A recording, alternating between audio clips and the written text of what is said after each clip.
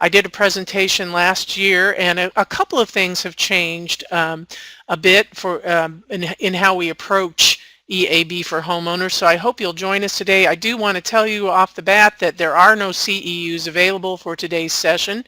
I hope that you'll be able to stay on anyway, because I think this is always a good review, and like I said, there's a couple of new things. If you have questions, please feel free to use the chat feature. Amy and Robin will be fielding some of those questions, and if there's some at the end, I'll take those. But I think we're ready to go. So welcome to EABU. For those of you who haven't ever seen what we look like, this is us. This was taken about a year ago, and Robin really isn't falling asleep. They just caught her at a bad moment there. So, okay. Update EAB for homeowners. Here we go. I will start by saying if you are a homeowner in an area where there's any kind of ash trees, you are going to eventually, sooner or later, have to deal with EAB, and it is going to cost you.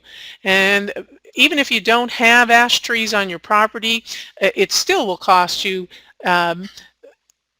some of the costs I've listed here: repeated treatments to preserve high-value trees, tree removal and replacement costs on your own property or in your city or town. That's often accommodated by higher taxation. Increased energy costs after tree removal. Utility costs go up as you lose the canopy. You have to use more energy to cool your homes. Lowered property values is a big problem. Higher taxes in hard-hit communities. Of course, there's always the loss of aesthetic value, and you know, many people, including myself, are very attached to their trees, and a lot of people are traumatized when some of their big old beloved trees are taken out. So there is that as well. EAB infestations kind of wreak havoc on every level, from homeowner to city and municipality to state to federal. It has cost a lot of money, and it's going to continue to cost a lot of money. So it's a good thing we can learn about it. One of the biggest problems with emerald ash borer is the fact that it attacks ash trees, and ash trees are notorious for drying out very quickly after they are killed and falling with the slightest wind or disturbance, and for that reason they have to be removed once they're dead and dying, because they will, as you can see in some of these pictures, they will fall over and they can create a lot of problems. I'm not going to spend a lot of time on the insect itself, because if you want to review that, we have presentations up on the emeraldashborer.info site that you can go back in and look at. So we'll talk just very briefly. You know, one thing I really like to show people is emerald ash borer is often compared to the devastation caused by Dutch elm disease, and I want to put it in perspective by showing you that emerald ash borer really has the potential to be even worse than Dutch elm disease. At the height of the Dutch elm disease going through, about a total of 200 million elm trees were killed, and of course this continues in dribs and drabs even now, but emerald ash borer threatens a much bigger resource. There's 7.5 billion ash trees in the US, and every single one of them is susceptible to emerald ash borer. This is our most recent map of where emerald ash borer is at the moment, or at least where it's been detected. That doesn't mean that it isn't in other places, but you can see that center where it started in Detroit, Michigan, the Detroit, Michigan area, and it's kind of you can see, if you took a circle about maybe 100 miles out, you can see the concentration seems to be there. But every year this map grows, unfortunately. That hasn't changed. Now, if you are a homeowner and you have ash trees, there's three questions that you should be asking yourself when you're getting ready for emerald ash borer. First one is, are there ash trees in your yard or neighborhood? Second one, are your ash trees infested with emerald ash borer? And what do you do if you have an ash tree and you're having problems? And we're going to address those today during this presentation. First one is, do I have ash trees in my yard or neighborhood?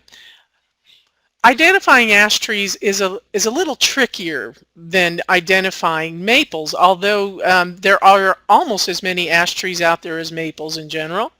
They have a nice rounded shape for one thing, which is pretty common. They are not the most giant trees usually in urban settings, but they're not that small either. One thing you look for almost immediately when you're trying to determine if you have an ash tree is this opposite branching. The branches indeed are oriented opposite of each other.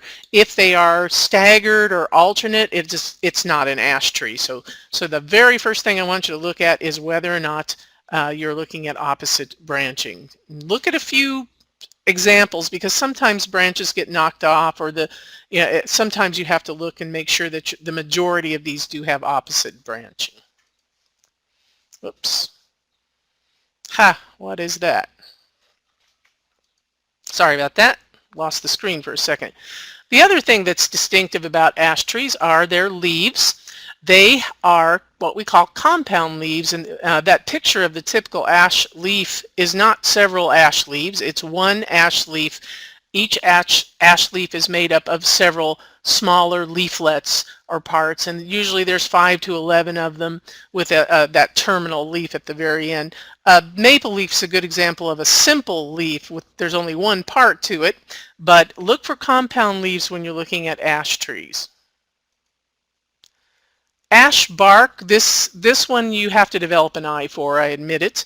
But on the older ash trees, if you look at that picture of the mature ash tree, you can see ridges that form kind of a diamond shape in there, and that's also a characteristic that can help you identify older ash trees. Unfortunately, the younger ash trees have relatively smooth bark, so this character isn't as reliable, of course, in the younger trees. Ash seeds are also a very good indication of an ash tree. They're called samaras, and they're shaped like little paddles or something, and they often, in fact, if you go out right now, you can see clusters of these seeds still hanging on trees from last season, so they do tend to stay on a long time. They are not the double samara like a maple. Maple seeds have that kind of whirligig or helicopter type thing. These come in just single paddles. Now, we've talked about the opposite branching and the compound leaves. I do want to warn you that there is one type of maple tree out there that has this, and that would be the box elder tree, or Acer negundo. So if you are, but you can see if you look at the leaf, it is very different than that of an ash leaf, but that does technically have opposite branching and compound leaves.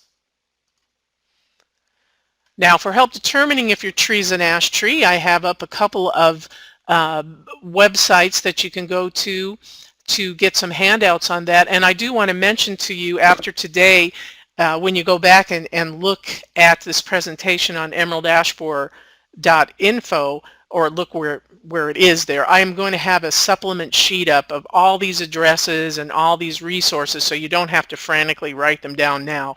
That will be up very shortly, so don't worry about that. But these are great resources if you need some help identifying ash trees. Second question that we are going to talk about is, if you have an ash tree, does it have any symptoms of emerald ash borer? There's 6 symptoms that all put together are pretty indicative of emerald ash borer. If you look at them by themselves, it could mean other things, but if you see all of this or most of this, you've probably got a problem going on. And I'm going to go over these point by point, but you can take a look and get a preview of what we're going to talk about next. The first symptom that most homeowners notice is the thinning of the leaves in the upper canopy. And you can see that in this picture. The bottom canopy in this tree on the left doesn't look too bad, but the upper canopy is starting to look pretty thinned out. Unfortunately, by the time you notice this, you probably have a lot of problems with emerald ash borer if that's what's causing it. Thinning in the upper canopy can be indicative of other problems too. So once again, I urge you to remember that we need to look at a combination of symptoms. But that's the first one that most people have noticed. The other thing you might see with emerald ash borer are these. I wonder what that word's doing. I was just looking at my text. Are these epicormic shoots that come out from the bottom of the tree, and they can be very, very vigorous. The more the tree dries at the top, the more you're going to see it trying to make up for that by sending these shoots out at the bottom. And they're sometimes called witch's brooms or water sprouts or something like that, but it's the tree's attempt to make up for all that lost foliage and to try and generate enough carbohydrates to survive. It doesn't work, but the tree's going to try it anyway.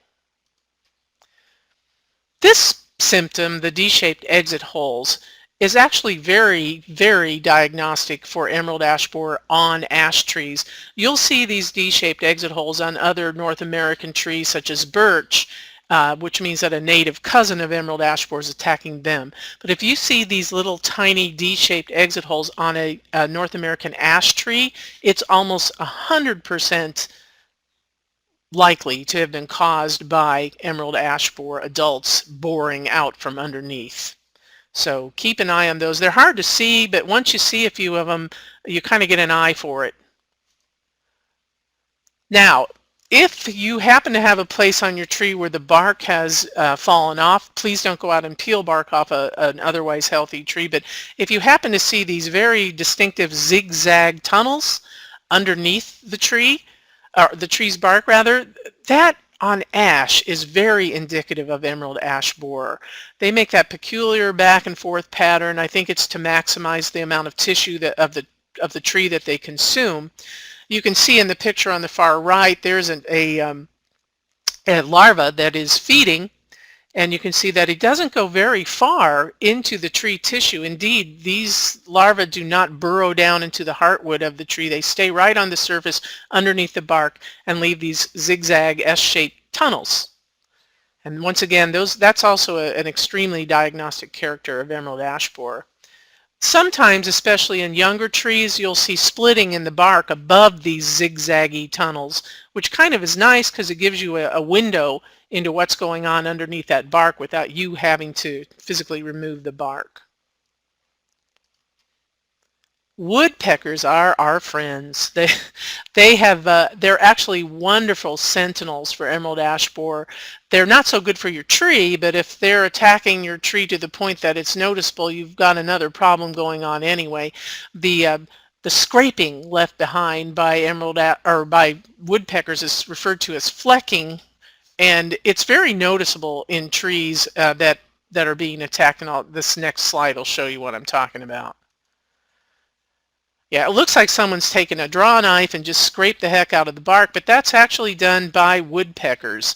So if you're, at this time of year especially, if you're seeing those kind of markings on your ash tree, those woodpeckers are going after something, and it's very possible in that amount that it would be EAB larvae. So keep an eye out for that as well. Well, if we've determined that you do have some ash trees and you're going to have some decisions to make about what you want to do about it, a lot of people don't really pay attention until they're seeing that dieback at the top. At that point, you don't have a lot of options left to you. And one of the things we'd like to encourage you to do is to get involved with your ash trees before emerald ash borer comes, because you're going to have a lot better choices than if you wait till it's too late. So we're going to talk about some of those choices right now. One thing that's kind of changed from last year when I gave this presentation is we've come to a point where we realize that emerald ash borer is extremely bad, and it's going to cause a lot of loss of trees in communities in a very short time.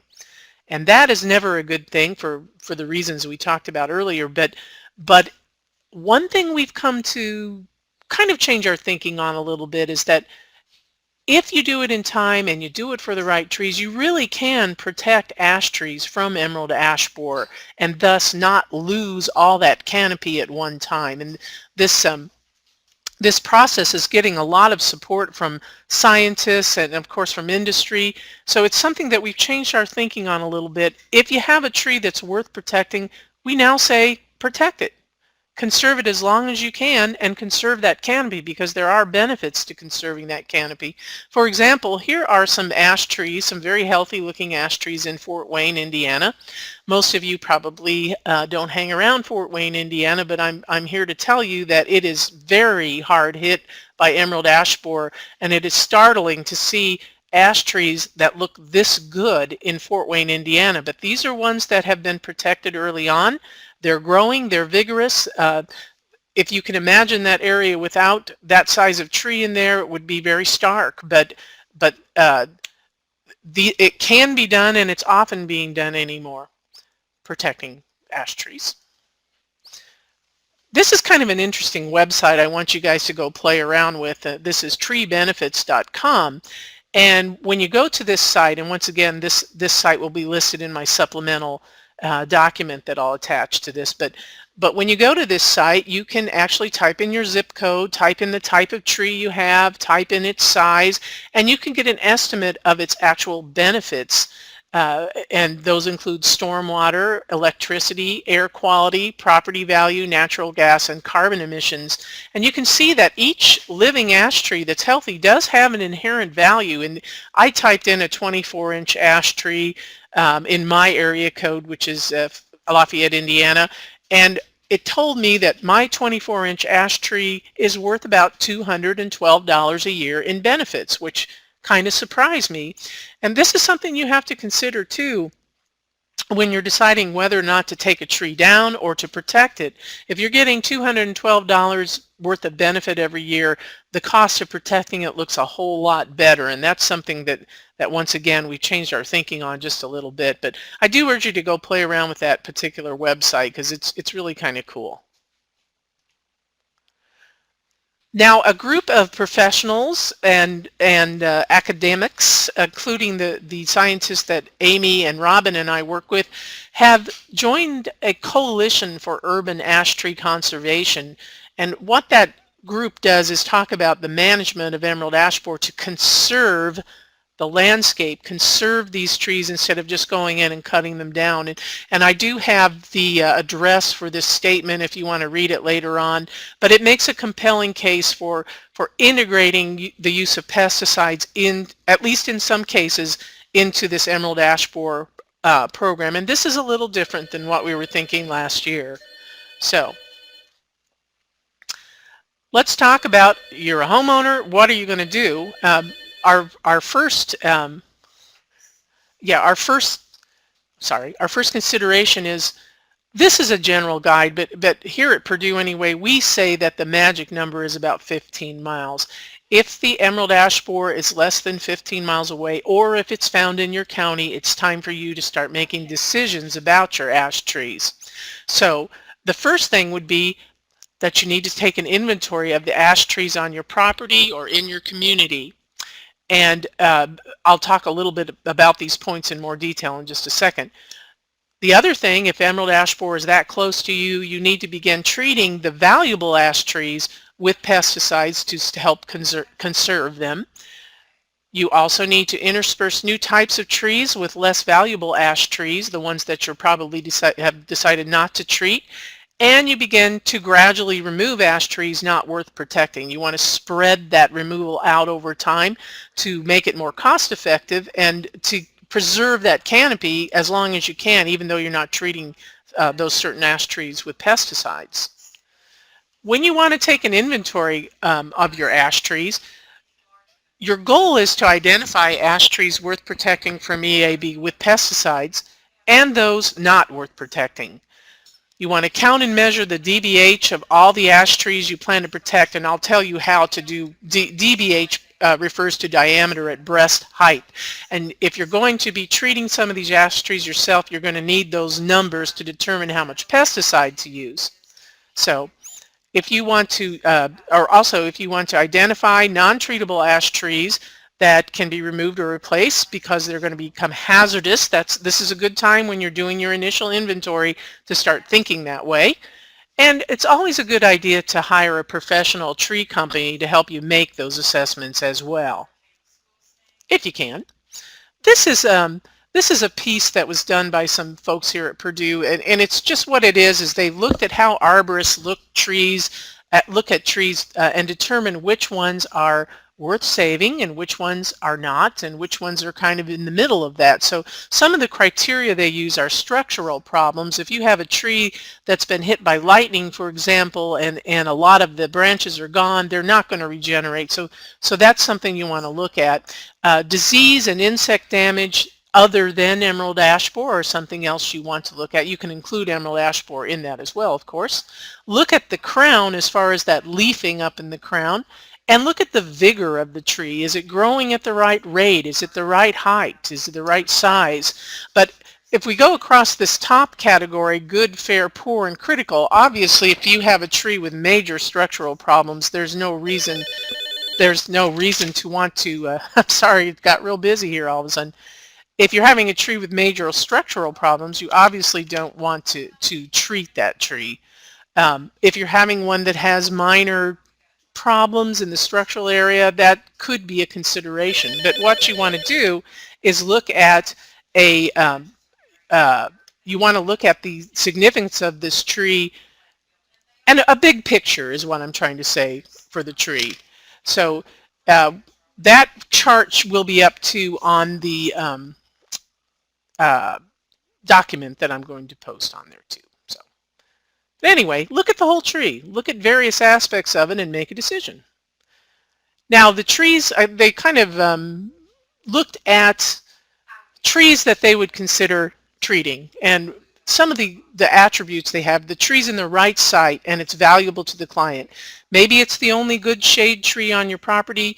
Maybe it's something that your grandchildren love to play in or whatever, but that's an important criteria when you're trying to determine whether or not to treat the tree with pesticides. Is the tree growing vigorously? Is it the right size for its age? Is the canopy doing all right? And there's several guidelines for that. This one says more than 50% of the canopy is leafing normally. Some people say if you're only getting 25% of the if you're only getting 25% of that canopy, then that's a cutoff. But that you have to kind of do on a case-by-case basis. Look for splitting in the bark. If you have lots of splitting in the bark, that tree has other problems and probably is not a good candidate for pesticides. Look for woodpecker damage. If there's a lot of it, something's wrong, probably not a good candidate. And if there's tons and tons of those water sprouts sticking out, there's something going on with the circulation in that tree, and that's probably not a good tree. But if all these things check out, you probably have an ash tree that could be treated successfully with pesticides. Now, research has indicated the best time to treat your valuable ash trees is in the spring, and there's a couple of ways to do this. I'm going to preface this with telling you that the labeling for the products used to treat emerald ash borer, the labeling itself and the directions change all the time. So I'm not going to be able to tell you about a specific problem or a specific product's labeling. You're going to have to learn to read labels as far as when to apply, where to apply, and most importantly, what rates of the pesticide to apply. So please keep that in mind as I go through this next section.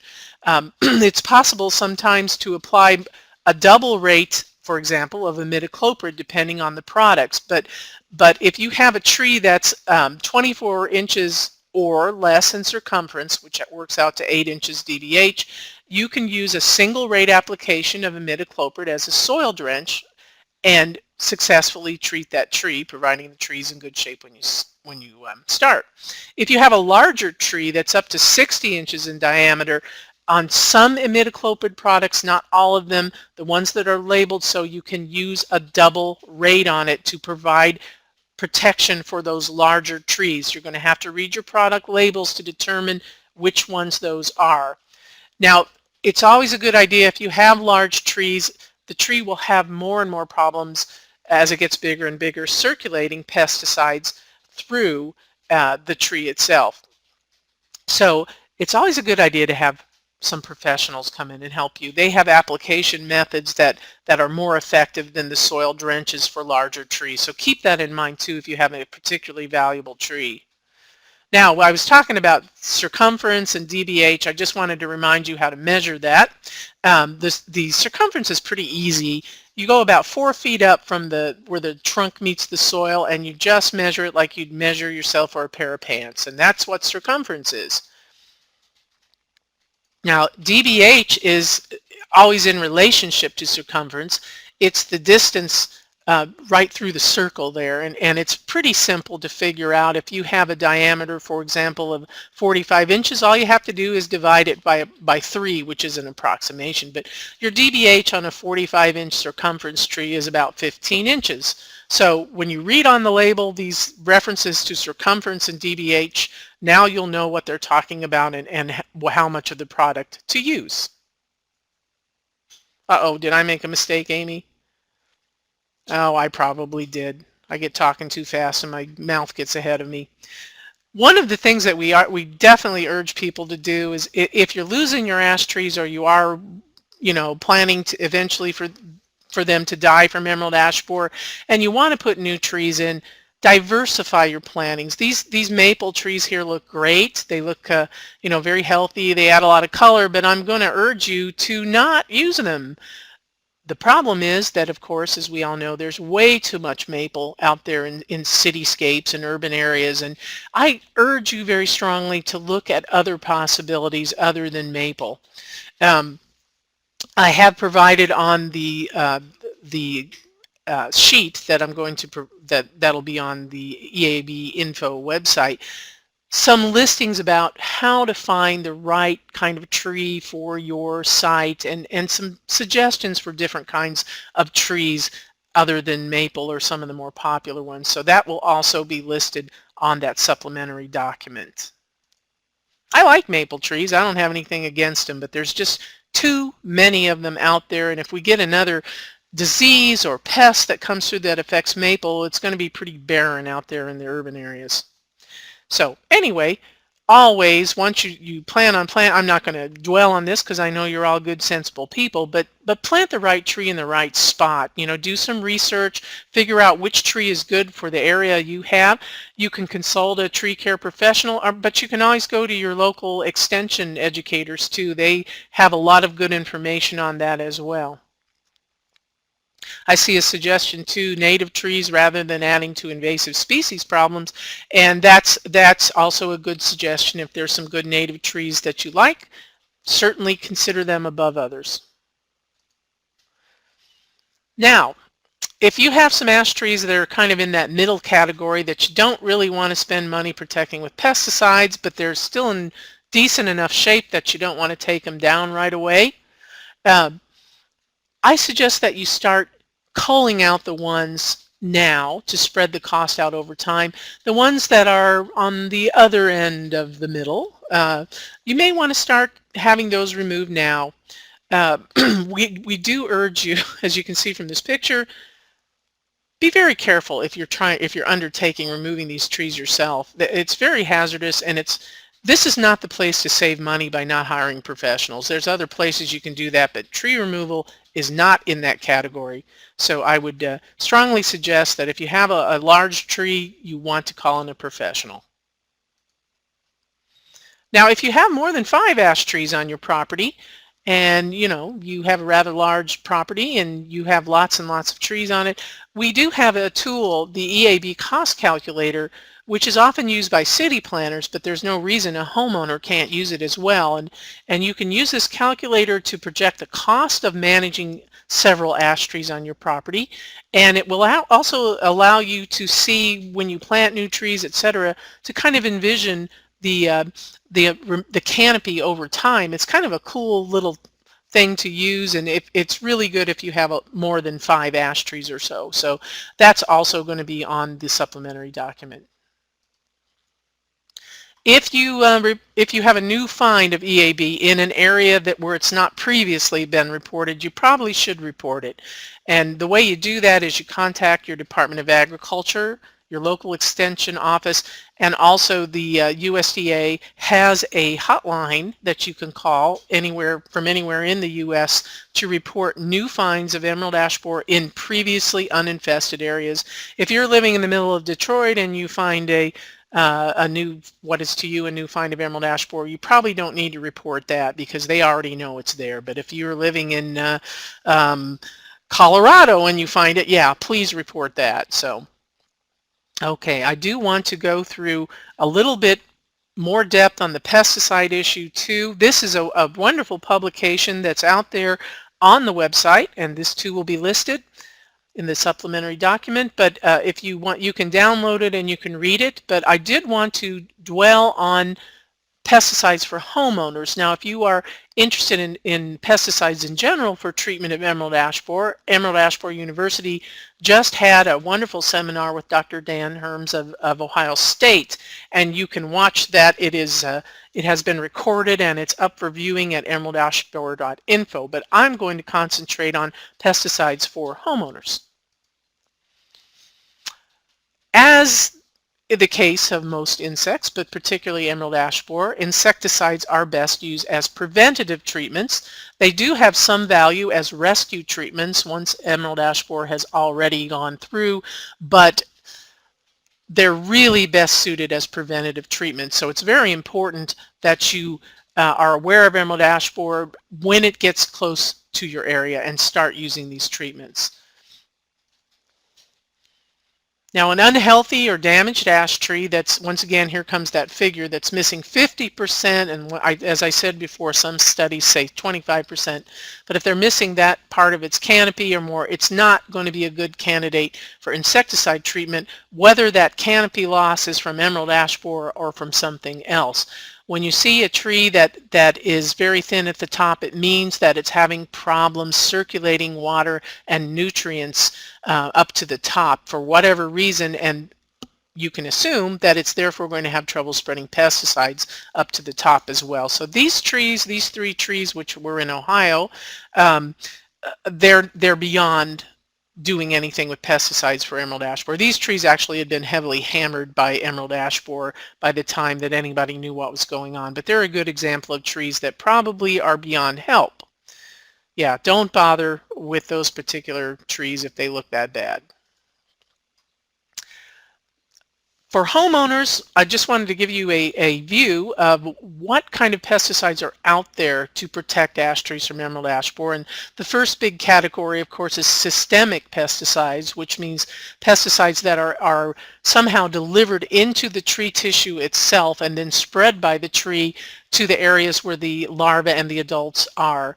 And those systemic pesticides come in several ways of application. One that the homeowner uses a lot are soil drenches. We'll talk about all these in detail in a second. Soil injections, those are done usually by professionals, as are trunk injections.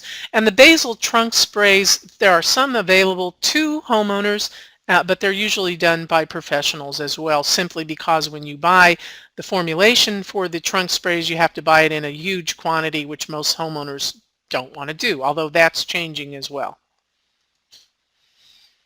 Now, a lot of people, when you say pesticides, they go to the idea that you're going to spray the outside of the tree with something, and that certainly is done. It's possible, and it does help control emerald ash borer.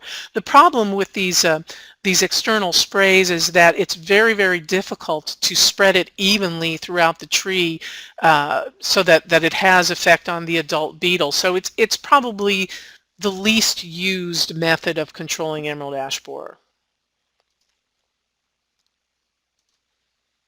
Yeah, we talked about systemic insecticides, and of those there's 3 different categories: the soil injections and drenches, the trunk injections, and the basal trunk sprays. Those are all products that go into the tree itself, into the tree tissue itself, and kill the larvae and the adults who feed on leaves.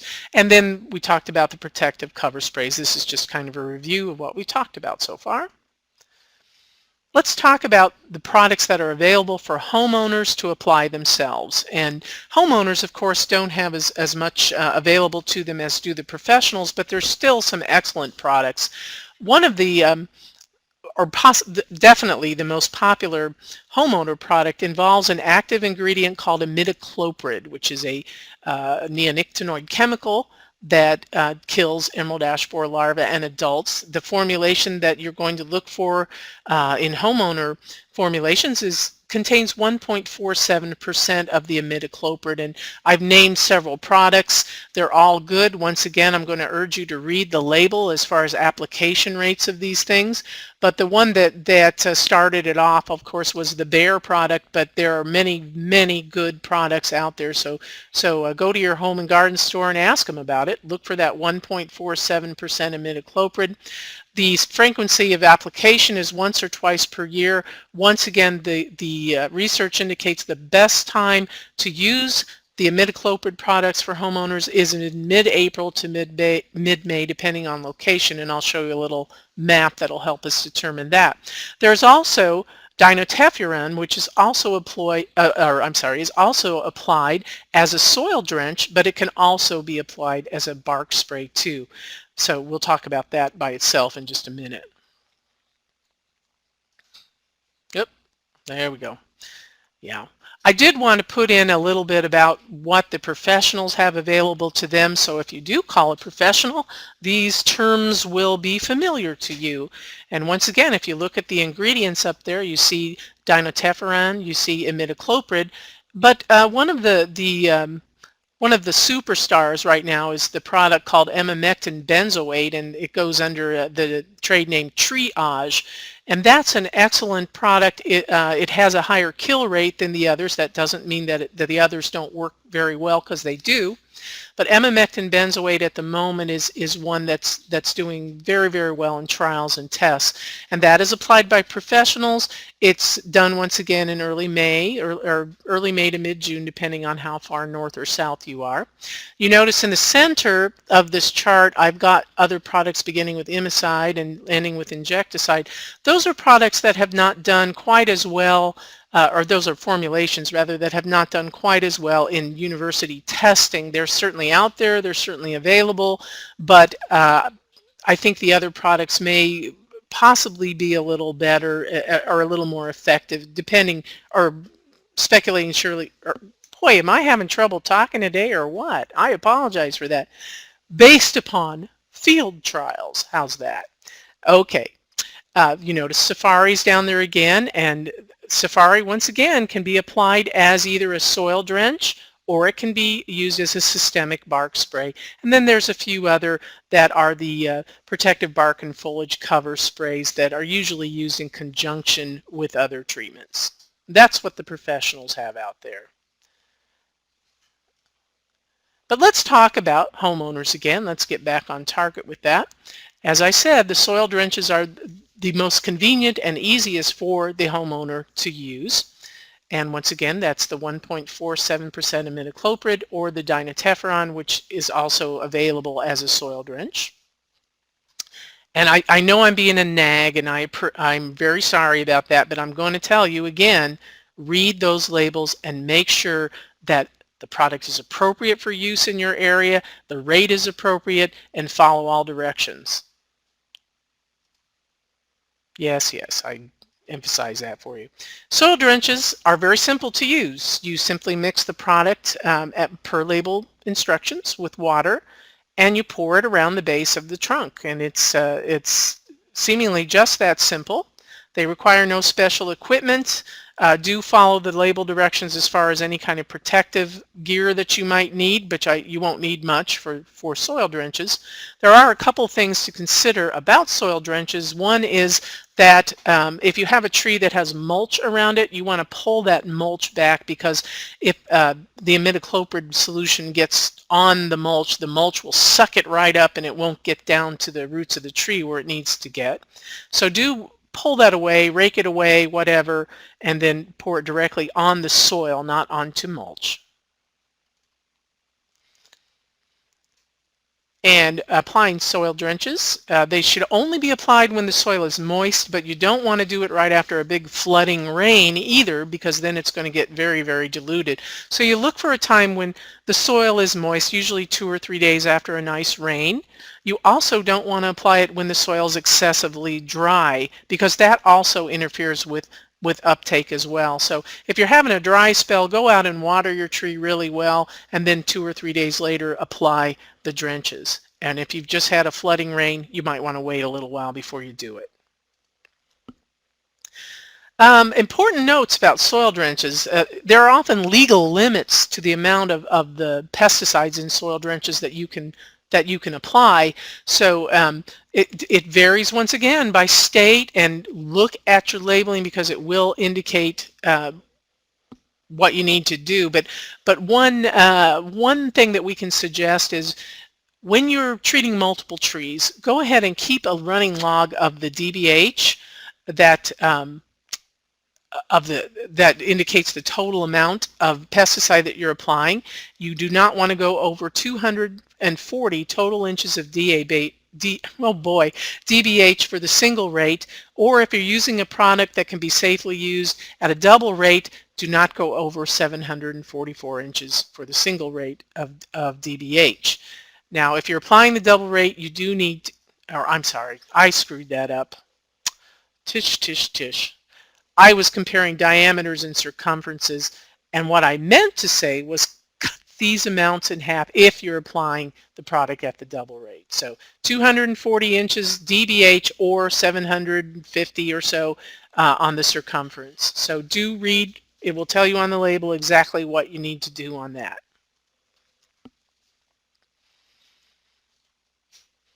We talked about the timing of soil drenches. This is just a rough estimate. Of course, you have to consider, did we have an early spring, a late spring, etc. But a rule of thumb is, if you look at that line that I've put through there in red, if you're north of that line, you probably want to be applying your soil drenches by mid-May. But if you're south of that line, you're probably going to want to go a little earlier, maybe in mid-April.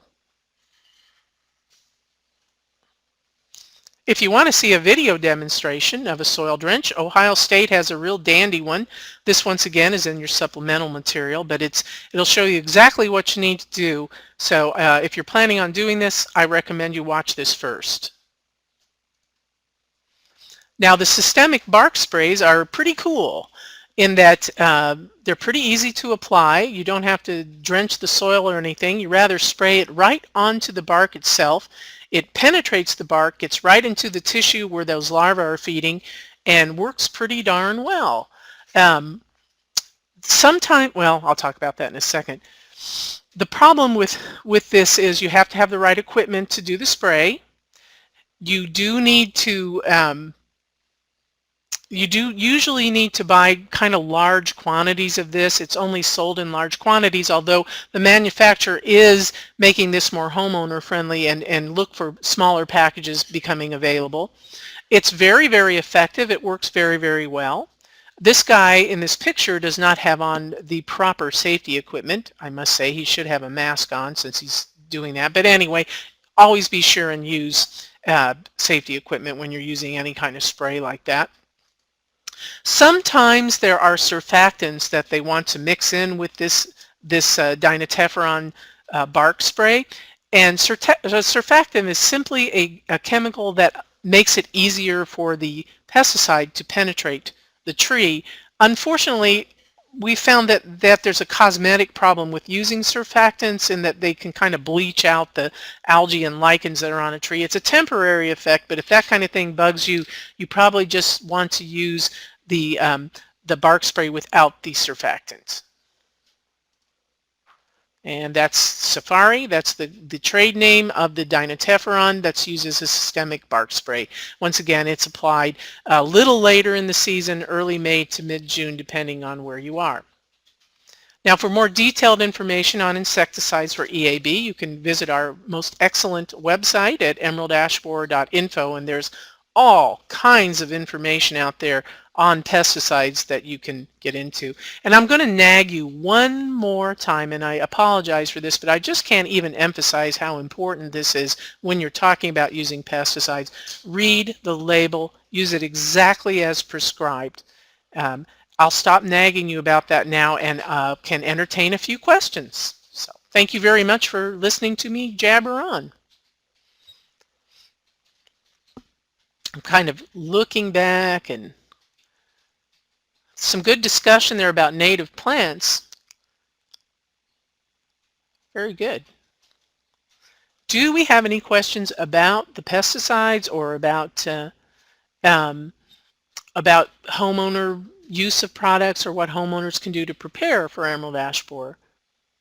I'm not going to get involved in the native versus non-native plant discussion. So let's see. There's clear evidence that the pentriboxyphan is not needed. Yeah, I should emphasize that there's no real evidence that you need to use a surfactant. So thank you very much for that comment. That's true. Is imidacloprid labeled for bark sprays? Not to my knowledge, Chad. It just doesn't work that way. Yeah, imidacloprid once again is used in drenches, soil injections, and of course the high pressure soil injections, and then trunk injections as well.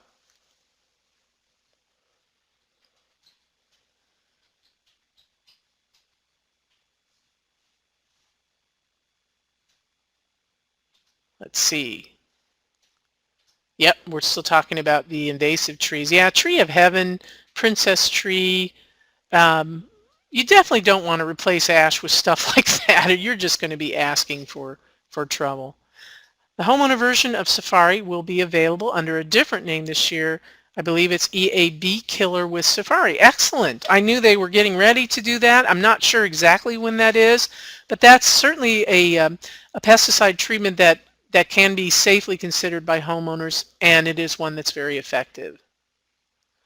So if one treats twice a year, treat in the spring and the fall. Vicki, that's correct. You want to treat in the spring and the fall, but if you have to choose between the two, do the spring treatment. Now in some cases with some pesticides, you can treat in the spring but use that double rate that I was talking about, where you use twice as much pesticide.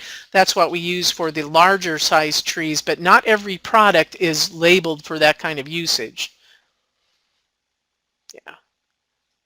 Can you treat 2 times in the spring about 1 month apart? I don't think that I've never seen a product that recommends you do that. I'm not sure why you would do that. If you give it a month in between, you're going to have different larval stages. You really don't need to do that, Tom. I think just treating at the right time in the spring 1 time is sufficient, and you're saying to approximate the 2x rate. I've never heard of it applied that way. But once again, if it's labeled that you can do that, go ahead. Yeah, on larger ash trees. I think you either are going to use the 2-time rate at one application, or you're going to spread it out over spring or fall, depending on how the product is labeled. I'm not sure that applying it a month apart is really going to get you the bang for the buck. Okay, it's my understanding.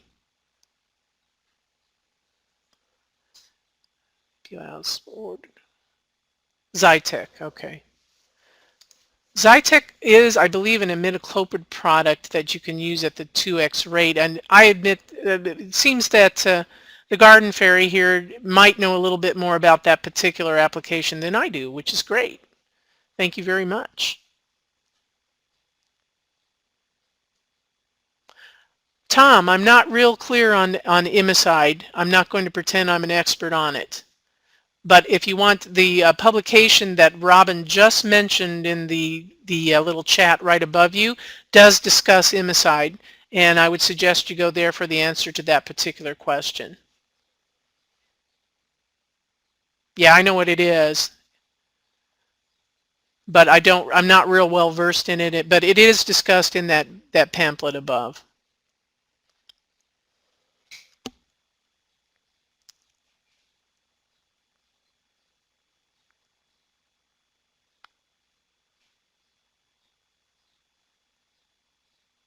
Once again, Steve, I'm going to refer you to the pamphlet or the publication that Robin referred to.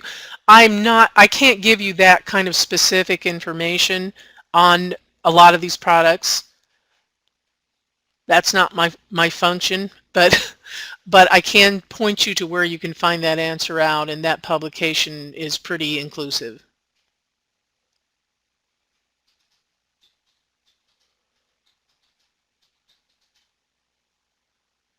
Let's see. Are the homeowner rates of imidacloprid according to the label less active ingredient than a professional can apply? Once again, I'm just going to have to refer you to the pamphlet above. There's a point where I can't give out recommendations on pesticides and things like that, although you're not asking for a recommendation. I'll let some of the professionals out there chime in here, if you will, and I appreciate that. Yeah, always read the label. Thank you, Garden Fairy.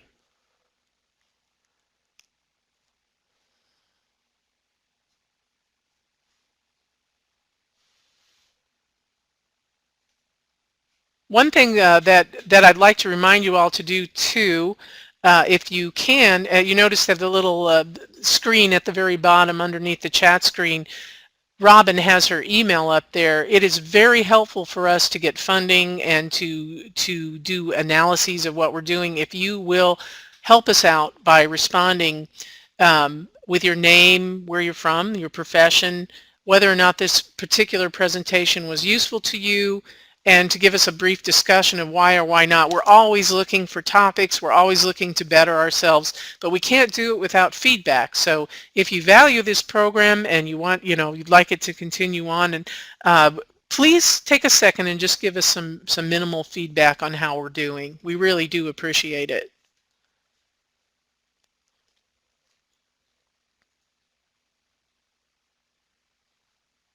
You guys have had some good questions. I was just looking back through it.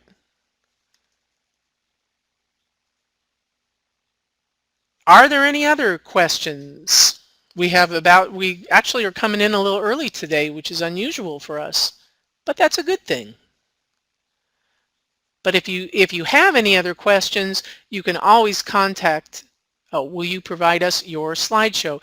If you want the slideshow, I would suggest that you contact me directly, because we as a rule don't do that, because I can send you a PDF version of it or something like that, but there's professional reasons that we don't provide it in mass. But if you want it for a specific reason, just contact me.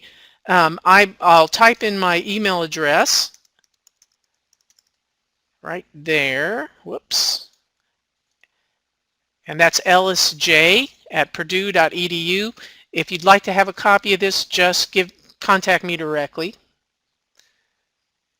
Oh, thank you, Garden Fairy. What would we do without you? I really do appreciate your comments on this.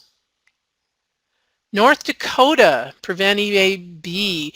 John, it's really a good idea right now. If you have ash trees in your municipality or in your yard or in your neighborhood, the first step you should take is being aware of where they are and doing an assessment of their condition. That's all you need to do at the moment.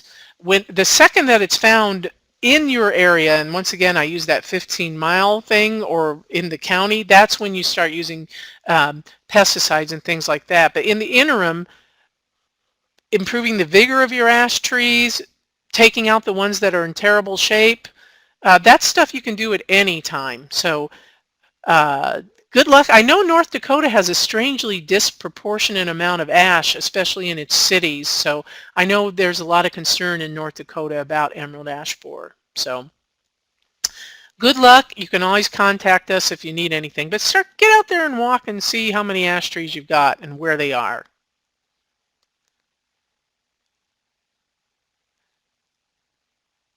Yeah, thank you all for coming. We really do enjoy doing these webinars. You can check the website for our revised schedule. I know some of you weren't expecting me today, and I appreciate you hanging out with me today and letting me talk a little bit about EAB for homeowners. So thank you so very much. I'm not seeing any other questions at the moment, so I think we'll go ahead and stop recording, Amy, now. And if you do have any questions, please feel free to use my ellisj